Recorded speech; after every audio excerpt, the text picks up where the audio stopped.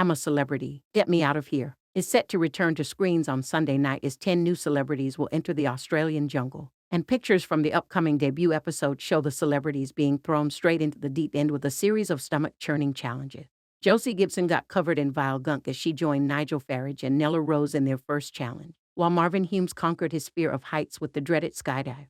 JLS star Marvin, 38, took on the nail-biting skydive with Lynn Spears and Pickard, while Sam Thompson, Danielle Harold, Sirieix and Grace Dent were faced with the skyscraper challenge as they were stranded 2,000 miles away. Snaps from the episode proved this morning star Josie, 38, did not shy away from giving her all to the unpleasant first challenge as she emerged covered head to toe in sticky gunk. She was barely recognizable beneath the thick layer of brown sludge after dunking herself headfirst into a vat of slime in a bid to win tokens for her fellow celebrities.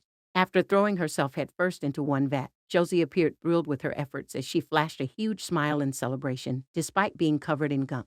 Josie, Nigel, and Nella were all tasked with winning time for their fellow campmates, who were taking part in other challenges 2,000 miles away on the Gold Coast. But it was no easy feat as they were faced with searching through gallons of sticky gunk and scary hellholes in a bid to score the much-needed token.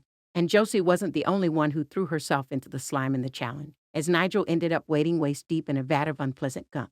Nella also appeared terrified as she looked shocked and appeared to scream while rooting through the vat, while she also had to stick her head into a mysterious van. Elsewhere, Marvin conquered his fear of heights as he joined his fellow campmates Lynn and Nick in taking on the dreaded skydive.